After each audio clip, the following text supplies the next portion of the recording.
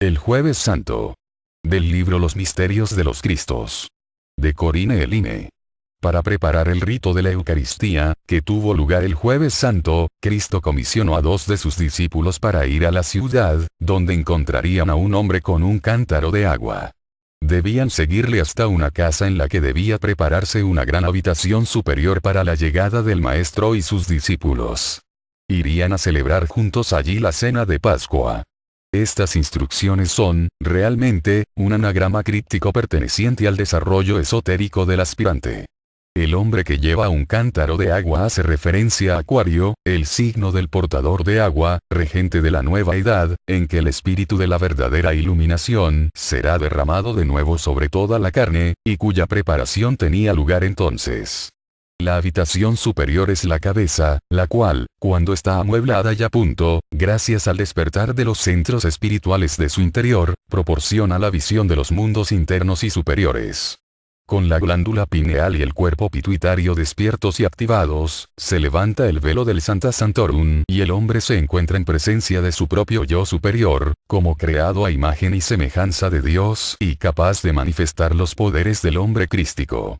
A la luz de esta lectura simbólica, puede deducirse cuál era el estatus espiritual de Pedro y Juan, los 2 discípulos enviados delante por el Maestro.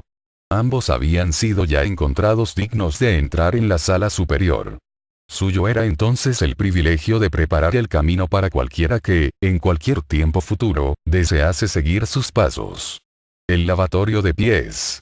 Quizás la humildad y la voluntad y disposición para servir a todos y a cada uno, sea la más importante lección que ha de aprender el candidato a la iniciación.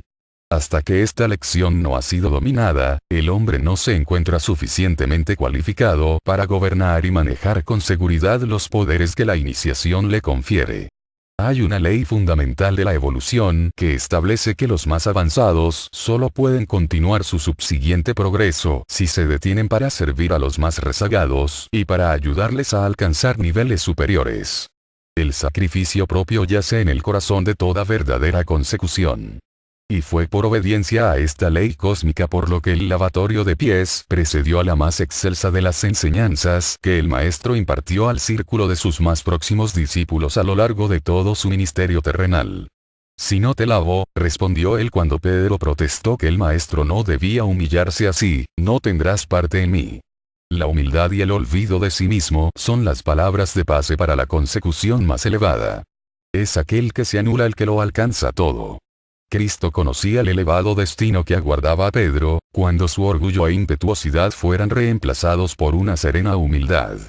Consecuentemente, Pedro se convirtió en la figura central de la escena del lavatorio con la cual se da, a todos los discípulos de todos los tiempos, la suprema lección, objetiva, de la humildad, como requisito previo para la consecución espiritual.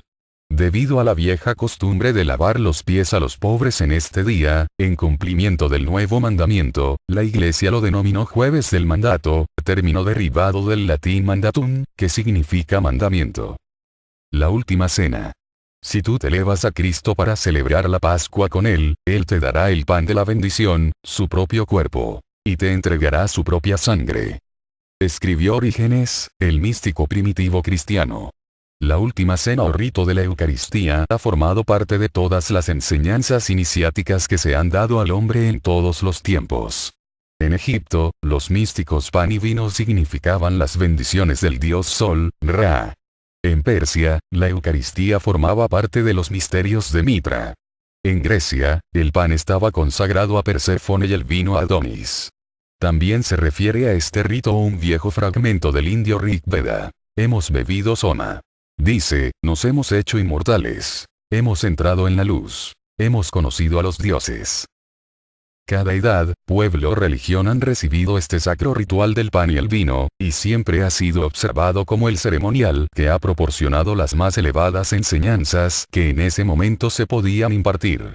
con cada era y cada religión posteriores, al ampliarse la revelación divina, el ritual eucarístico ha ido adquiriendo significados más profundos, alcanzando su más honda significación espiritual cuando Cristo, el supremo maestro del mundo, celebró el rito con sus discípulos en la sala superior, en la medianoche del Jueves Santo, e inmediatamente anterior al Viernes Santo o Día de la Pasión. Entonces Cristo enseñó a sus discípulos cómo manifestar los poderes del grado de maestro. En la célebre carta de Plinio a Trajano, escrita el 112 después de Cristo, dice que, determinados días, los primitivos cristianos celebraban dos reuniones. Una, antes del alba, en la que cantaban himnos a Cristo y se comprometían, mediante un sacramento, a no cometer ningún crimen. Y otra, al anochecer, en la que tenía lugar el ágape o banquete del amor. El vino simboliza el cuerpo de deseos, limpio y transformado, del discípulo. El pan representa el puro y luminoso cuerpo etérico. Mediante la combinación de las fuerzas espirituales de estos dos vehículos, debidamente preparados, es como se pueden manifestar los poderes correspondientes al Maestro. Cada uno de los santos hombres y mujeres que participaron en la última cena con Cristo, habían purificado sus cuerpos de deseos y vital, de tal modo, que fueron capaces de recibir y transmitir los poderes crísticos para la curación y la iluminación espiritual de todos a los que les fue dado servir. Viviendo una vida pura e inofensiva durante un período, cuya duración varía según el desarrollo anterior existente, la conservación en el cuerpo de la fuerza creadora de vida, produce una fuerza vital de orden superior que irradia del cuerpo y que puede ser dirigida y utilizada a voluntad en servicio de los demás. Esta emanación etérica, en la noche de la última cena, alcanzó en los discípulos un grado de luminosidad que nunca antes había alcanzado. Cada uno de ellos entregó esa emanación anímica a Cristo en el momento de la última cena. Dirigiendo esa fuerza hacia sí mismo e incrementándola con sus propios poderes divinos, Cristo apareció ante ellos en toda la gloria del cuerpo de su transfiguración. Entonces derramó esta poderosa corriente de energía sobre el pan y el vino, magnetizándolos con la magia de la alquimia espiritual, hasta que ambos brillaron con el esplendor de joyas indescriptibles. En posteriores celebraciones de la Eucaristía por los primitivos cristianos, los poderes divinos desarrollados por el ceremonial magnetizaban el pan y el vino, de tal modo y hasta tal grado, que las sustancias así santificadas se empleaban muy frecuentemente para curar a los enfermos.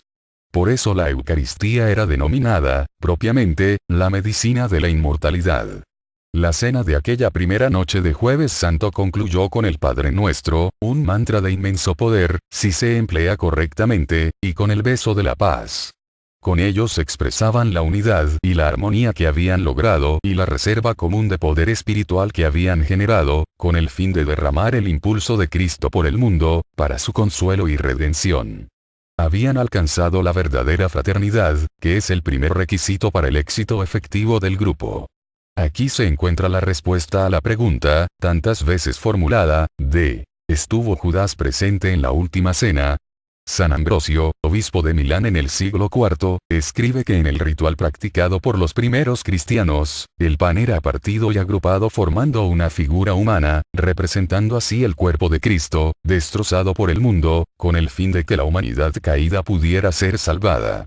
Las iniciaciones menores son 9 en número y se corresponden con los 9 misterios de la vida de Cristo Jesús, que son estos. 1. Encarnación. 2. Natividad. 3. Circuncisión. 4. Transfiguración. 5. Pasión. 6. Muerte. 7. Resurrección. 8. Glorificación. 9. Ascensión. El cuerpo humano es el templo del espíritu interno y cada etapa de la expansión de conciencia produce el correspondiente desarrollo en el cuerpo físico. Desde el punto de vista de la anatomía oculta, el pan consagrado representa la nueva fuerza vital que se ha producido en el cuerpo como consecuencia de la conservación y transmutación de la sagrada fuerza creadora. El cáliz o santo grial representa el nuevo órgano etérico que ya ha comenzado a formarse en el cuerpo de los pioneros de la nueva era. Este órgano tiene su centro de poder en la laringe, la cual se convertirá en el instrumento para pronunciar la divina palabra creadora. Este poder se habrá adquirido cuando la fuerza vital creadora, centrada ahora en la base de la espina dorsal, haya sido elevada hasta su punto más alto, en la cabeza, y el proceso físico creador se haya sublimado en su contraparte espiritual. El cáliz de la flor o nuevo órgano espiritual que se está formando ahora en la garganta, formará un eslabón que conectará directamente la cabeza y el corazón, con el resultado de que el hombre será capaz de pensar con el corazón y de amar con la cabeza. Este nuevo órgano le permitirá recuperar la memoria de las vidas pasadas. Esta recuperación no será entonces más difícil de lo que ahora resulta recordar acontecimientos acaecidos algunos años atrás en esta vida. Cristo se refería a este desarrollo cuando dijo, «No beberé más del fruto de la vida hasta el día en que lo beba de nuevo en el reino de Dios». El significado oculto del Santo Grial ha sido el mismo a través de los siglos, como bien indica la siguiente cita de Apuleyo, filósofo romano del siglo II. Describiendo esa copa como simbólica del órgano en desarrollo en la garganta, dice que, en la procesión de los misterios, uno transportaba un objeto que alegraba el corazón, un invento exquisito, sin comparación con ninguna criatura viviente, hombre, pájaro o bestia. Un maravillosamente inefable símbolo de los misterios, para que fuera contemplado en profundo silencio. Tenía la forma de una pequeña urna o copa de oro bruñido. Su tallo se prolongaba lateralmente, proyectando como un largo riachuelo. A su alrededor culebreaba una serpiente de oro, doblando su cuerpo en ondas e irguiéndose. El vástago o tallo de este órgano, en forma de copa, está formado por la esencia del fuego kundalini de la espina dorsal, cuando se eleva, como una serpiente, hacia la garganta y la cabeza, y se convierte en el cáliz de una luminosa flor. La serpiente es un símbolo universal de la sabiduría arcana. Por eso al iniciado se le llamaba serpiente en los misterios egipcios. En la escuela cristiana se le denomina Hijo del Hombre y, cuando los misterios que ella enseña hayan florecido completamente, habremos entrado en el signo de Acuario o edad del Hijo del Hombre.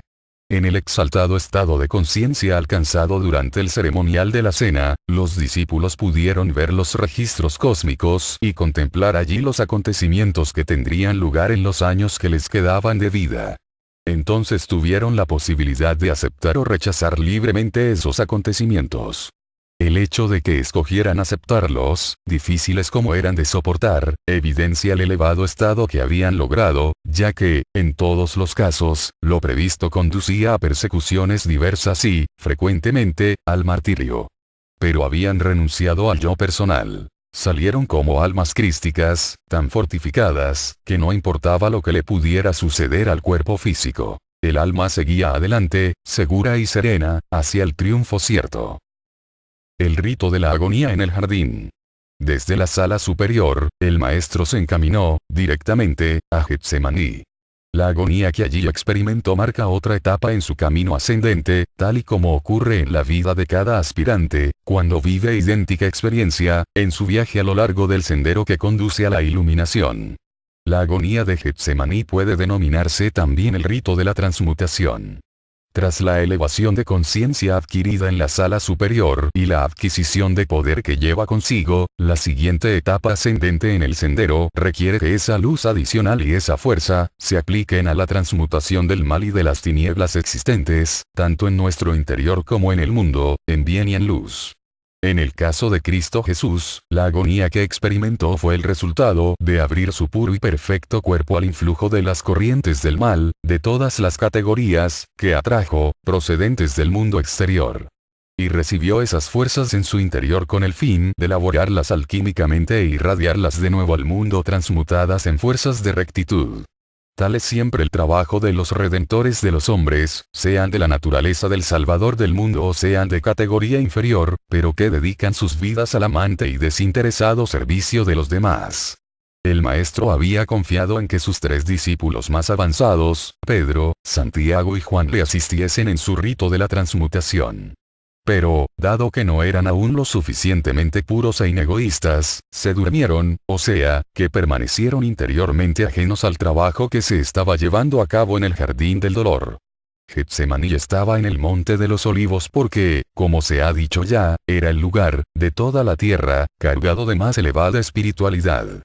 Era el punto más indicado para que la agonía redentora pudiera ser soportada y consumada. El hecho de que la Tierra posea áreas en donde las fuerzas espirituales estén más fuertemente enfocadas y resulten más elevadamente cargadas, se corresponde con el de que el cuerpo humano posea centros localizados de percepción, tanto espirituales como físicos.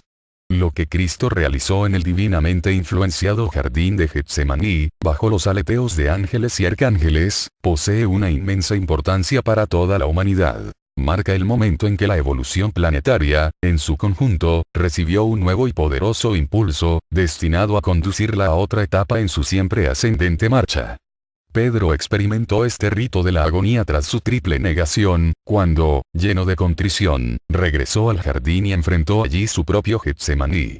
Allí, en aquel lugar altamente cargado y en comunión con huestes invisibles, Pedro, mediante el arrepentimiento y la purificación de su corazón, elevó su conciencia tan alto que ello le permitió estar luego preparado y recibir ayuda para la elevada iniciación que le esperaba en el intervalo entre la resurrección y la ascensión. Juan, el amado, y María, la Santa Virgen, hicieron frecuentes peregrinajes al Monte de los Olivos, vibrante de poder espiritual, cuando el Maestro ya no caminaba a su lado en cuerpo físico. Allí, las puertas del cielo se abrían y los ángeles y arcángeles bajaban a comunicarse con los hombres. Las leyendas místicas de la Iglesia primitiva contienen muchas referencias a las reuniones celebradas por María, con los discípulos, en el Jardín de los Olivos, reuniones relacionadas siempre con algún aspecto del trabajo de transmutación. El olivo posee raras propiedades ocultas y es uno de los árboles frutales más altamente sensibilizados. Crece solo en áreas especialmente favorecidas. Se encuentra entre los pioneros del reino vegetal y, a lo largo de las edades, se le ha asociado con la curación y la regeneración, cualidades estas inseparablemente unidas al proceso de transmutación. Por eso hay otras leyendas que aseguran que, tanto la cruz como la corona de espinas, símbolos de la consecución que sigue al proceso de transmutación, estaban hechas de madera de olivo. Del libro Los misterios de los Cristos de Corinne Line.